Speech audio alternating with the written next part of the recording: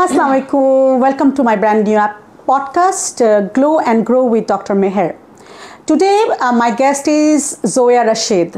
Hello. Hello, Zoya. How are you? I'm good, fine, thank you. So, today, we are not only talking about today is skin. So, we are just talking about our real life experience and stories.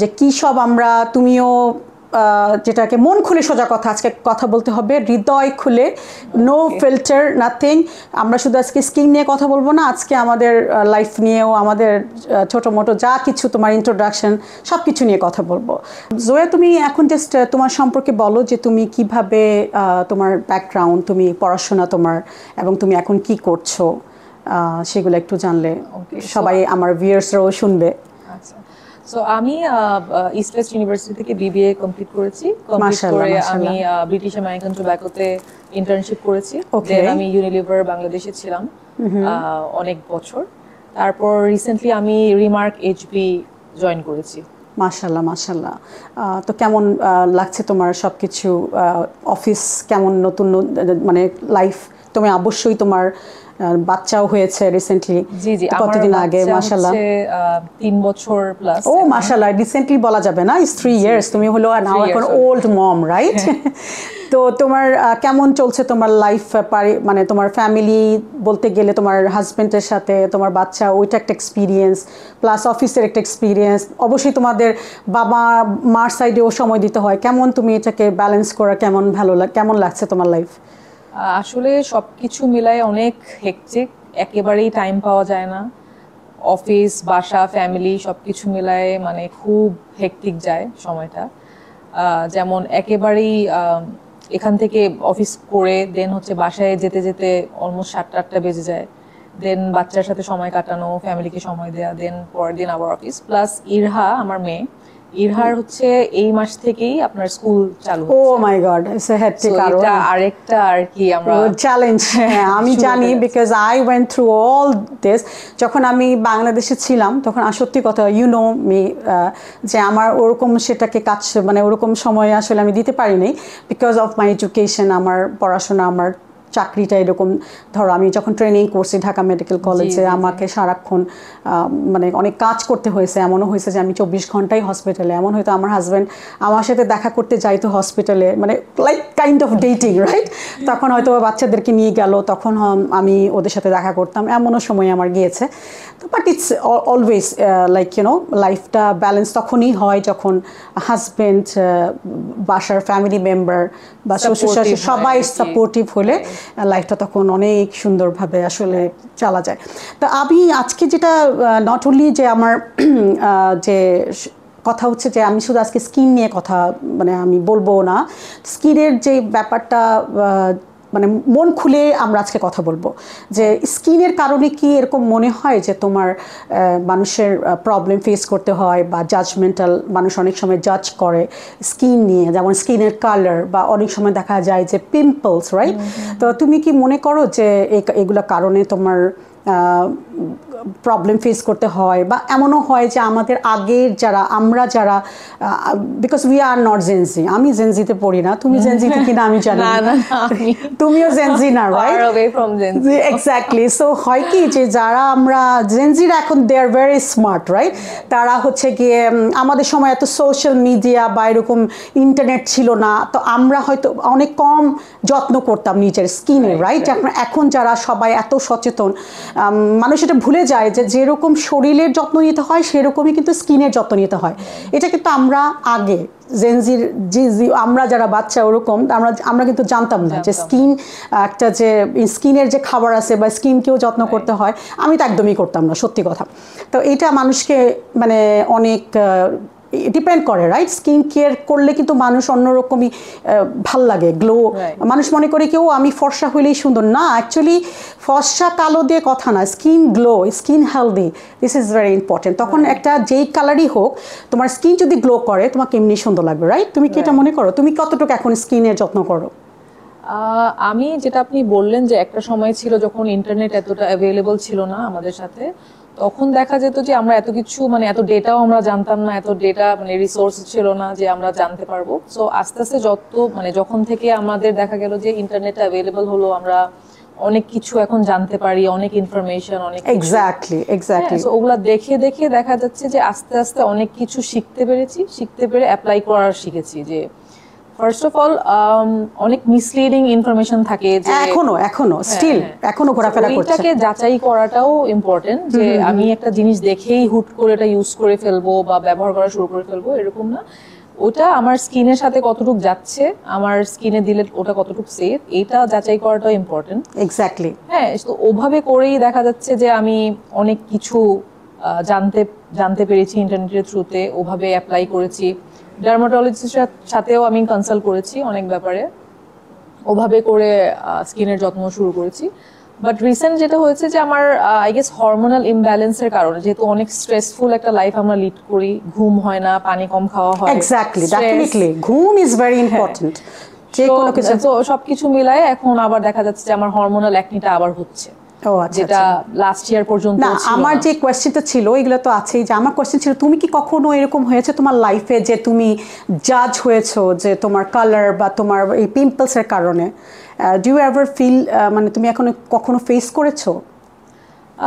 I think skin কালারের জন্য অনেক mock করতো মানুষজন। এখন তো মানুষজন like they are very, এখনো কিছু চেঞ্জ হয় না Jaya Rashid, everybody is the same mentality. তো তুমি আমাকে তোমার কাহিনী বলো, কি হয়েছে তোমার সাথে সেটা বলো। সো আমার যে ছোট বোন, ও হচ্ছে ইটস মানে অনেক হোয়াইট। হ্যাঁ, সো ওই তুলনায় দেখা গেছে যে আমি খুব মানে ডার্ক ছিলাম, ডার্ক স্কিন টোন ছিলাম। সো এই কারণে দেখা যেত যে হয়তো মানে দুষ্টামির ছলে অনেকে বলে ফেলতো যে হ্যাঁ তোমার তো স্কিন কালার ডার্ক, তোমার বোনের মতো কেন হয় নাই, বা তোমার বোন এত ফর্সা, এরকম টাইপের কথাবার্তা। সো এখন আর পিম্পলস নিয়ে কি হতো তোমার কথা, কখনো এরকম মনে জাজ করতো?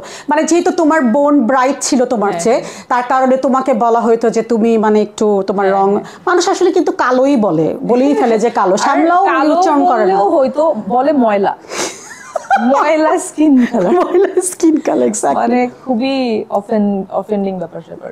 হ্যাঁ। সো পিম্পলের যেটা হতো যে আমার পিম্পল শুরু হয়েছিল 2010-এ, আমার ঠিক এসএসসি দেওয়ার আগে থেকে, এইচএসসি দেওয়ার আগ মুহূর্তে এরকম হয়েছিল যে আমার পিম্পল আসা শুরু হয়। তারপর থেকে কন্টিনিউয়াস 10 ইয়ার্স আমি সাফার করেছি একনি। ও মাই গড। এর মাঝে বুলিও হয়েছে নিশ্চয়ই, এর মাঝে বুলি হয়েছি যে কেন এই অবস্থা, কেন কি করো তুমি, নিশ্চয়ই মেকআপ বেশি ইউজ করো, এই করো সে করো। বাট তখন মানুষ এটাই জানতো না যে হরমোনাল অ্যাকনি নামের একটা জিনিস আছে, whether you use makeup or not, একটি অনেক ধরনের হয়, হ্যাঁ হরমোনাল কারণেও হয় ডেফিনেটলি। তখন সেটা বলতো যে তুমি কেন এত মেকআপ ইউজ করো, তো আমি বলতাম আমি তো রেগুলার মেকআপ ইউজ করি না, অকেশনাল করি। এক্স্যাক্টলি। তো এই টাইপের জিনিসপত্র আমি ফেস করেছি।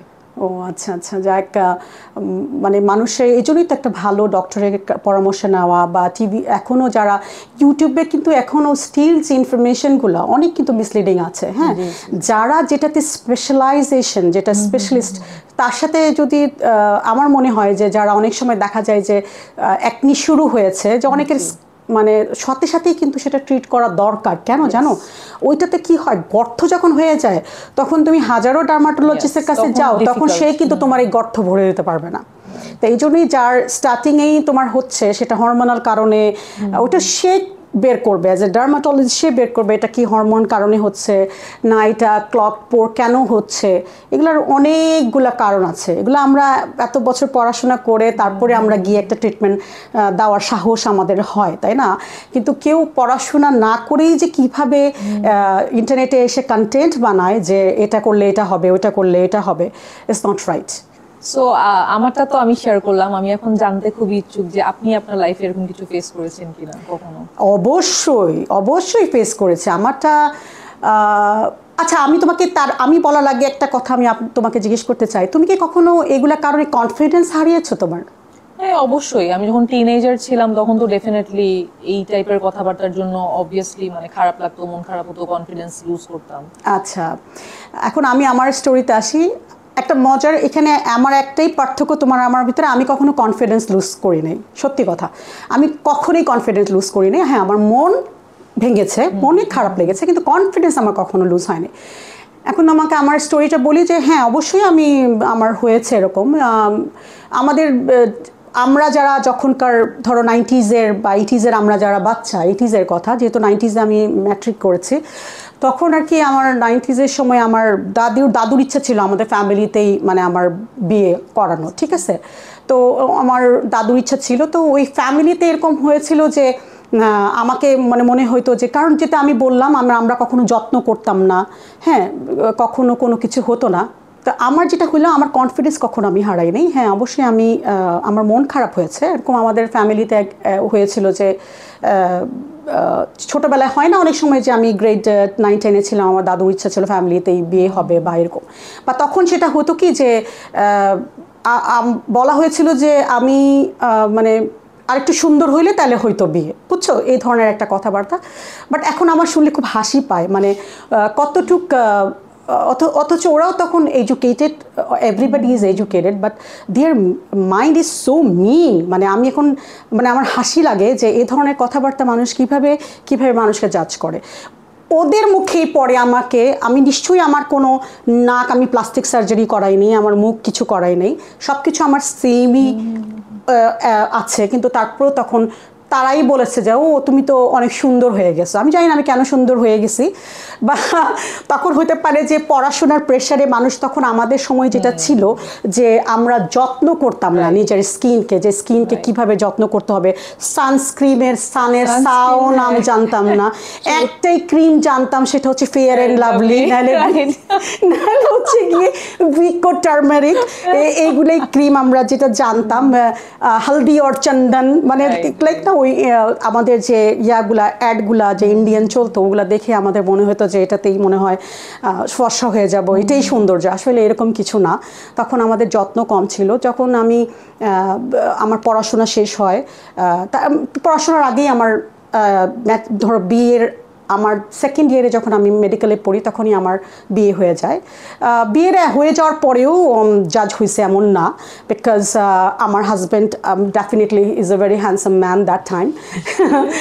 তো কিন্তু আমার হাজব্যান্ড আমাকে সবসময় এখন বলে, যারাই এখন আমাকে চারপাশে বলে যে ও ইউ আর সো বিউটিফুল, আমাকে অনেক সময় ও যা হয়, তখন আমার হাজব্যান্ড বলে, দেখছো আমি রত্ন চিনি, কীভাবে চিনতে হয় আমি ঠিকই চিনছি তোমাকে।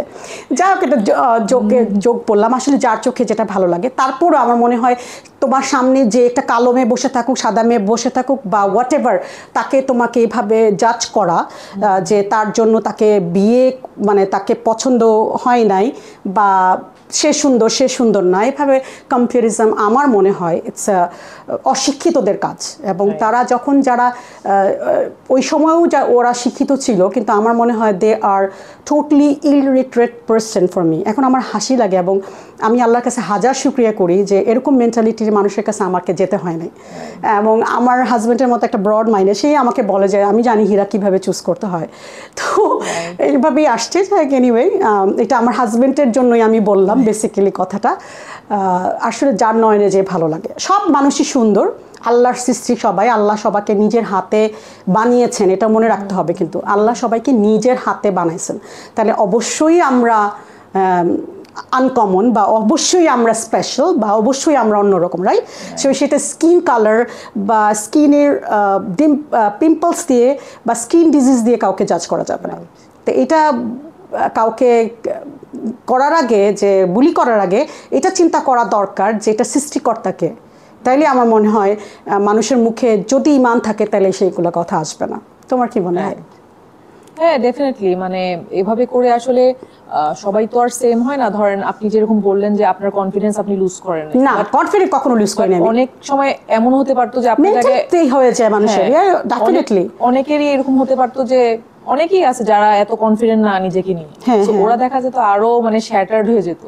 ডেফিনেটলি। বাট আমার সবসময় কি মনে হতো জানো, আমার কাছে সৌন্দর্যটা হচ্ছে ইনসাইড আউট। আমার কাছে সবসময় মনে হতো যে আমি একটা ভালো মনের মানুষ, সত্যি কথা, যে আমি কাউকে নিয়ে খারাপ চিন্তা করি না, বা আমাকে কাউকে দেখে অসুন্দর লাগে না, আমি কাউকে জাজ করি না, রাইট? কে সুন্দর হলো না হলো আমার ভিতরে সেই মানে সেই জেলাসিটুকু আমার মনে হয় আমার নেই, আমার যেটা মনে হয়।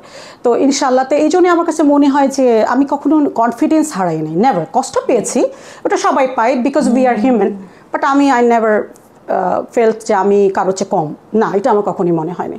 এবং আমি এখনও এরকম, আমি যেখানে গিয়েও আলহামদুলিল্লাহ আমি মানে কনফিডেন্টলি আমি দাঁড়াতে পারবো, সেটা আমার এখনও সেই কনফিডেন্স আছে। তো কনফিডেন্স থাকা অনেক দরকার যে, এবং কনফিডেন্স জানো ভালো স্কিনের হওয়া উচিত। মানে আমার মনে হয় যে ব্রাইট কালার্স বা পিম্পলস বা ডিজিজ ওইটা মেইন না, তুমি অ্যাজ এ মানুষ, অ্যাজ এ পার্সন তুমি কি। আর সবচেয়ে ইম্পর্টেন্ট হচ্ছে নলেজ। তোমার ভিতরে যদি নলেজ থাকে তুমি অটোমেটিক্যালি তুমি কনফিডেন্ট হবে। এটা না যে পুঁথিবিদ্যায় নলেজ কিন্তু ওই যে দেখো যে একটা মানুষকে জাজ করছি না আমি, হ্যাঁ, কারণ আল্লাহর ভয়ে, এটাও কিন্তু একটা নলেজ। এটাও একটা নলেজ যে আমি আল্লাহর ভয়ে, কারণ এটা আল্লাহর সৃষ্টি। আমি কিভাবে এক সৃষ্টিকে আল্লাহর হাতের বানানোকে বলবো যে ও অসুন্দর, ও সুন্দর থাকলে হয়তো বা আমি বিয়ে করতাম। মানে কত নাস্টি ধরনের কথাবার্তা, এটা শুধু অমানুষই বলতে পারে আমার মনে হয়। তো ওই যদি ধরো এই ইলমটা তার ভিতরে যদি থাকে, ইলমটাও কিন্তু এক কাইন্ড অফ রিস্ক, এবং এটা নলেজ। হ্যাঁ, এই নলেজটাও যদি আল্লাহ সবাইকে দেয় না, তো মানুষের ভিতরে তখনই কনফিডেন্ট আসে যখন মানুষ নলেজেবল হয়, এবং এটাই মানা উচিত। আর আর আর এইভাবে আমি জানি মানুষের লাইফে অনেক কিছু হয়, বাট তোমার বিয়ের পরে কি তখন তোমার পিম্পলস নিয়ে এগুলো নিয়ে কখনো তোমার ফিল হয়েছে এরকম? বিয়ের পরে আমার হচ্ছে যে স্ট্রেসের জন্য, যেটা বললাম, ঘুম না হওয়ার কারণে মাঝে মাঝে উঠেছে, বাট আগের মতো হতো না।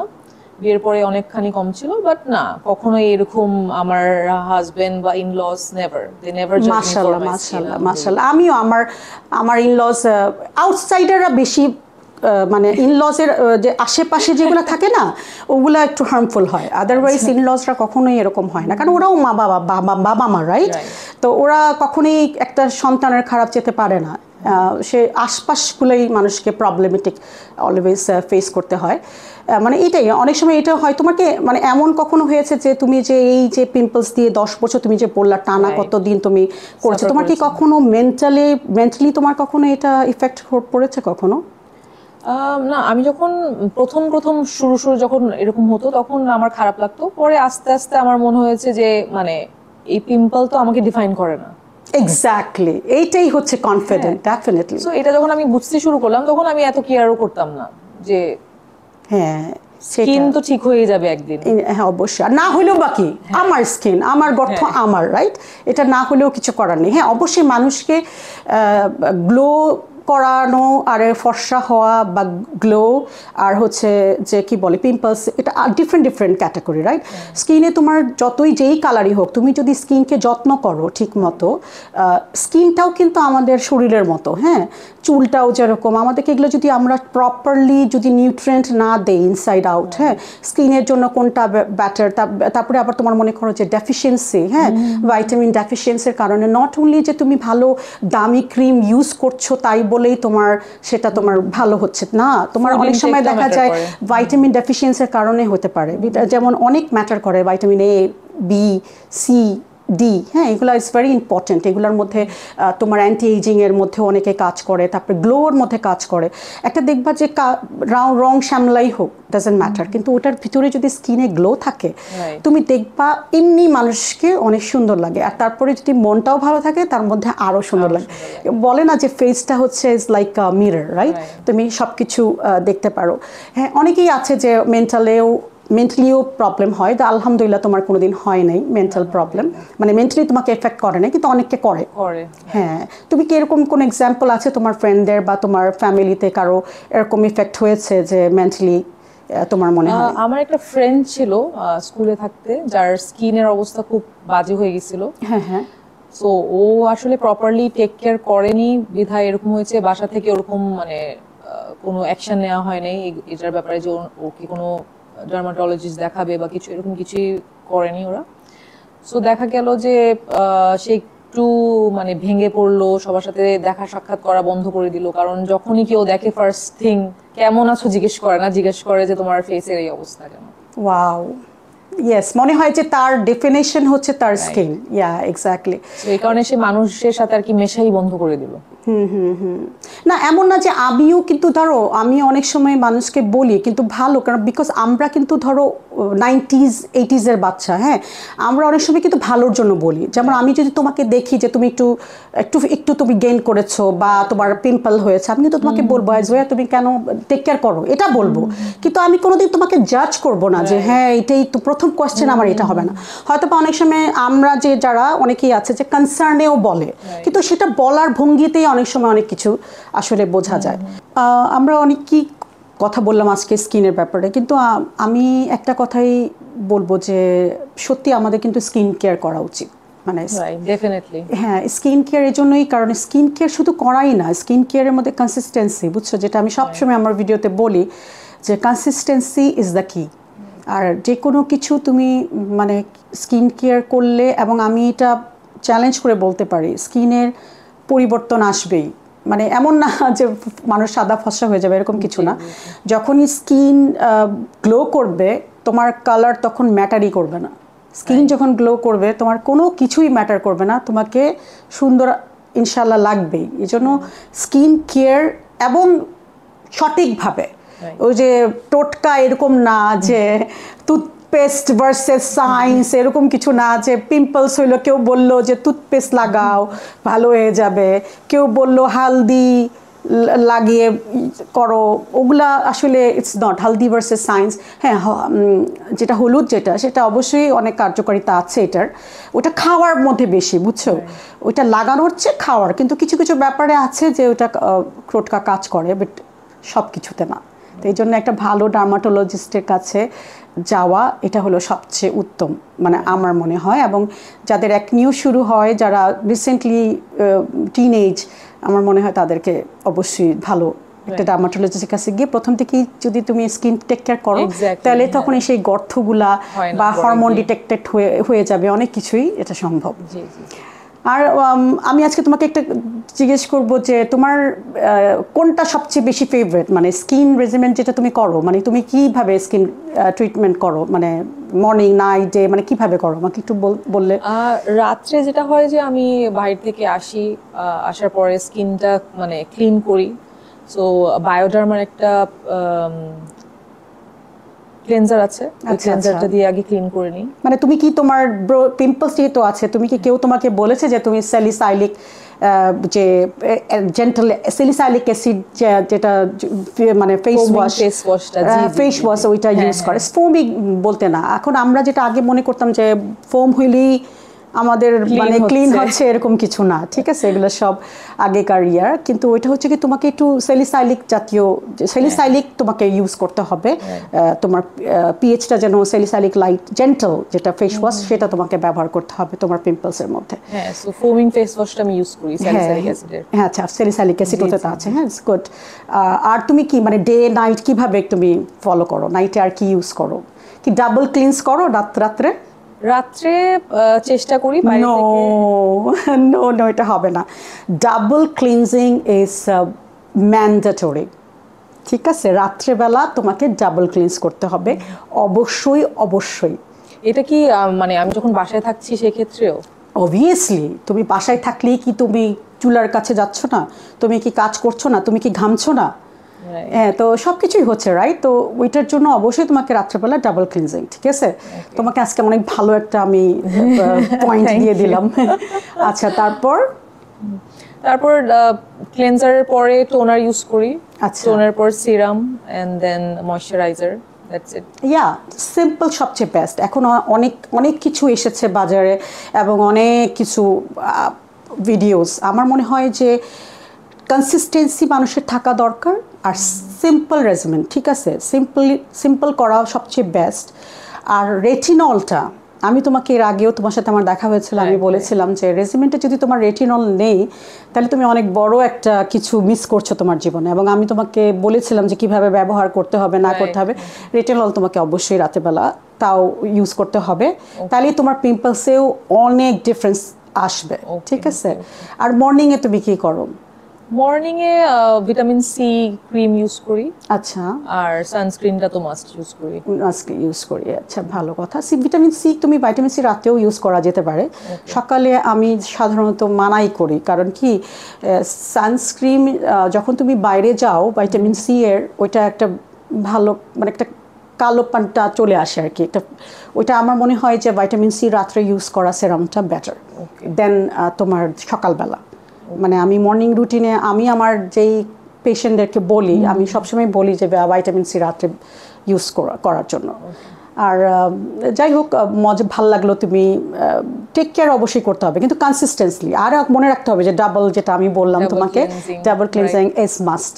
আর এমনি তোমার আমরা তো অনেক কিছু স্কিনের কথা বললাম, এখন একটু আমরা মজা করি যে তোমার ফেভারিট নায়ককে? পুরো পৃথিবী বলতে পারো, বাংলাদেশ সহ, হলিউড সহ, বলিউড সহ। আরেকটা কি? ফরএভার। শাহরুখ তখন বুড়া হয়ে গেছে, এখনো স্টিল সে? হ্যাঁ, স্টিল সে। আচ্ছা, শাহরুখ খানকে। আর আর অ্যাক্ট্রেসদের মধ্যে কাকে ফলো করো? অ্যাক্ট্রেস আমার সোনালী বেন্দ্রেকে অনেক ভালো লাগতো, বাট এখনের জেনারেশনের ওরকম আহামরি কাউকে লাগে না। মানে যার যখন যেটা যার ক্যারেক্টার ভালো তাকে তুমি এভাবে পছন্দ করো? দীপিকা পাদুকোন বলা যায় আর কি। আচ্ছা, আর তোমার ফুডস কি ফলো করো তুমি? হেলদি কি খাও তুমি? বেসিক্যালি কি পছন্দ করো সবচেয়ে বেশি? হেলদি যদি বলি তাহলে হচ্ছে মিথ্যা কথা। আমি তোমার আজকেও লাঞ্চে স্যালাড খেয়েছি, ফ্রুট স্যালাড খেয়েছি আজকে লাঞ্চে। আমি চেষ্টা করি, অনেক সময় হয় না, বাট আমি চেষ্টা করি আর কি হেলদি খাওয়া। না, আসলে হেলদি খাওয়া ইজ নট অনলি স্যালাড, ঠিক আছে? সবাই মনে করে যে আমি স্যালাড খেলে শুকিয়ে যাবো, এরকম কিছু না। সব কিছুই খাওয়া যাবে, বুঝছো? খাওয়া সব কিছুই যাবে, সেটার পরিমাণ কমাইতে হবে। মানে পরিমাণ যদি তুমি কমাও অল্প অল্প, যে অনেকেই বলে যে carbohydrate is not good for your health, but মনে রাখতে হবে যে কার্বোহাইড্রেটটা কিন্তু ইম্পর্টেন্ট শরীরে, ওইটাও কিছু ইনটেক তোমার যাইতে হবে, ঠিক আছে? সেগুলোর জন্য আমাদের দেশে অনেক ভালো ভালো ডায়েটিশিয়ান আছে, সেখানেও তুমি মেনটেন করতে পারো। অযথা শুধু খালি ইউটিউব দেখেই যে কেউ প্ল্যান করে বসে যে কিটো ডায়েট করবো, আজকে এই করবো, স্যালাড খাবো, এরকম না। এখন আমাদের দেশে তো আলহামদুলিল্লাহ অনেক ভালো ডায়েটিশিয়ানও ভালো আছে, ওখানেও তুমি গিয়ে যোগাযোগ করতে পারো। বা আমি তোমার জন্য আসি, আমি তোমাকে ডায়েট করে দিতে পারবো। বাট ডায়েটিশিয়ানের কাজ, এটা সত্যি কথা। বাট হেলদি ফুড বলতে এটাই না শুধু স্যালাড খাওয়া। হেলদি তো তুমি সব কিছু খেতে পারো, বাট ওটার পরিমাণ তোমাকে হ্যাঁ ওইটা কমাই দিতে হবে। প্রোটিন একটু বেশি খাইলা, কার্বোহাইড্রেট একটু কম খেলা, কার্বোহাইড্রেটও দরকার। আরেকটা কথা তোমাকে আমি যেটা বলতে চাইতেছি যে তোমার গাট যদি ভালো থাকে, তোমার স্কিন ভালো থাকবেই থাকবে। এটা গাটের তো মানে রিফ্লেক্ট করে স্কিনে, আমরা যাই খাই। এক্স্যাক্টলি, তো এই গাটটা মেইনটেইন করা হচ্ছে পিম্পলসের জন্য সবচেয়ে মানে বেস্ট। মানে এটা তোমাকে গাট ভালো থাকলে সবকিছু ভালো থাকবে। আর সবসময় ইনফ্ল্যামেটরি জাতীয় কোনো ফুড যেটা আছে অ্যাভয়েড করতে হবে। এই জন্যই আমি তোমাদের সবাইকে আমি বলবো যে অবশ্যই আপনাদের, যেহেতু দেশে এখন সব ধরনের ফ্যাসিলিটি আছে, ওয়াই নট, কেন কেউ ডায়েটিশিয়ানের কাছে গিয়ে যে অ্যান্টি ইনফ্লামেটরি ফুড কোনগুলা, যেগুলো খেলে আমাদের পাফিনেস হয়, হ্যাঁ, এইগুলো ধরনের ফুড আমাদেরকে অ্যাভয়েড করা, বুঝছো? আর গাট ভালো থাকলে অটোমেটিকলি তোমার ফেস ভালো থাকবে। ইনসাইড আউট মানুষকে ভালো থাকতে হবে ভিতর দিয়ে, এবং ভিতর দিয়ে ভালো থাকলে অটোমেটিকলি সেটা রিফ্লেক্ট করবে বাইরে। আচ্ছা, যাই হোক, জানলাম যে তুমি সালাদের উপরে, কিন্তু চেঞ্জ করতে হবে। তুমি ডায়েটিশিয়ানের কাছে অবশ্যই যাও, যেহেতু তোমার পিম্পলস অনেক দিন ধরে তোমাকে বদার করছে, বুঝছো? তোমাকে এইগুলা খেয়াল করতে হবে। বেসিক্যালি তোমার ডায়েটিশিয়ান একটা তোমাকে করা উচিত আমার মনে হয়। আর হলো বাংলাদেশের নায়ক নায়িকা তোমার কেউ ভালো লাগে না? What about the Shakib Khan? হ্যাঁ, আমার হচ্ছে শাকিব খানের তুফান ফিল্মটা দেখার পরে আমার একদম ভালো লাগে না। আমার মাথা ব্যথা করছে। আমার তাণ্ডবটা ভালো লেগেছে ওর। না, ওইটা না যে ওর অ্যাক্টিং ভালো ছিল না, আমি ওই ধরনের জর্নার পছন্দ। আমি তুফানের যে মানে যেটা ফিল্মের যে জর্নারটা আমার পছন্দ না, বেশি মারামারি কাটাকাটি। তাণ্ডবেও ছিল, বাট তাণ্ডবেও না একটু ইমোশনাল টাচ ছিল। হ্যাঁ, মেসেজ ছিল, ইমোশনাল টাচ ছিল, যেটা আমার খুব ভালো লেগেছিল। এবং আমি অনেক দিন পরে সিনেমা হলে গিয়ে দেখলাম। তুফানও দেখেছিলাম, তো তাও অনেকদিন পরেই গেলাম। আর আমাদের অ্যাক্ট্রেসদের মধ্যে তোমার কার ভালো লাগে? যেমন নাটকও হতে পারে, বা তোমার মানে একটা আছে না মানে অ্যাট্রাকশনের দিক দিয়ে যা তোমার মনে হয় তাদের হেলদি স্কিন সব কিছু, তোমার এই ধরনের কাকে বেশি ভালো লাগে বাংলাদেশে তোমার মনে হয়? তমা মির্জাকে ভালো লাগে। তমা মির্জাকে, ও আচ্ছা। ওর কি নাটক উনি সবসময় করছেন নাকি? মানে একটা আমি মুভি দেখেছি, নাটক ওরকম দেখা হয় নাই। আচ্ছা আচ্ছা। আমার বিদ্যা সেনার মিমকে, ওর স্কিন আমার অনেক ভালো লাগে। ওর মানে মনে হয় যে সে স্কিন, বা ওর জেনেটিক্যালি হতে পারে, বাট অবশ্যই যত্নও করে স্কিনকে, মনে হয় সেটা তার দেখলে, স্ক্রিনে যে গ্লো দেখলে বোঝা যায় যে তার স্কিন তার খুব ভালো। আর এমনি তোমার আর কি করার হবি, তোমার কি ভালো লাগে করতে? এমনিতে আমি সময় পেলে কুকিং করি, ট্রাই করি, সময় বের আচ্ছা, করার। আচ্ছা। কুকিং, বেকিং এগুলো আমার পছন্দ। আদারওয়াইজ ট্রাভেল করতে ভালো লাগে। এখন তো ইরহার জন্য অনেক স্পেসিফিক ভাবে ট্রাভেল করতে হয়। আগে যেরকম পাহাড় পর্বতে চলে যেতে পারতাম, হাইকিং করা ইজিয়ার ছিল, রাইট? তো এখন একটু বেছে বেছে করতে হয়। সো ইনশাআল্লাহ বড় হলে ওকে নিয়েও করা যাবে ইনশাআল্লাহ, অবশ্যই। এটাই তো লাইফে হচ্ছে গিয়ে স্যাক্রিফাইস সব ব্যাপারে, সব জায়গায়। মেয়ে ছেলে আসলে অনেকেই বলে যে মেয়েরা স্যাক্রিফাইস করে, ছেলে, এরকম কিছু না। জেন্ডার কিন্তু না, স্যাক্রিফাইসের জন্য জেন্ডার ডাজন্ট ম্যাটার, সবাই করে। হাজব্যান্ডদেরকেও করতে হয়, ওয়াইফকেও করতে হয়, বাবাকেও করতে হয়, মাকেও করতে হয়। তাহলে এগুলো এক একটা ফেজ আমাদের সবাইকে পার করে যেতে হয় আর কি। তাও আজকে তোমার সাথে বসে আমরা অনেক ইনফরমেশন জানতে পারলাম, অনেক ভালো লাগলো, এবং তোমার পছন্দ না পছন্দের কথাও জানতে পারলাম, এবং তুমিও আমার মনে হয় উপকৃত হয়েছো কিছু স্কিন টিপস, যেটা হয়তো বা তোমার ভালো লেগেছে। আর আমার দর্শকরাও যারা দেখছেন, অবশ্যই তাদের আমার মনে হয় যে এই পডকাস্টটা ভালো লাগবে আমাদের, যে আমরা সবাইকে যে সহজেই জাজ করে ফেলি স্কিনের কারণে, যে আমরা খোলামেলাভাবে অনেকেই আমরা দুজন একে অপরের স্টোরি জানালাম।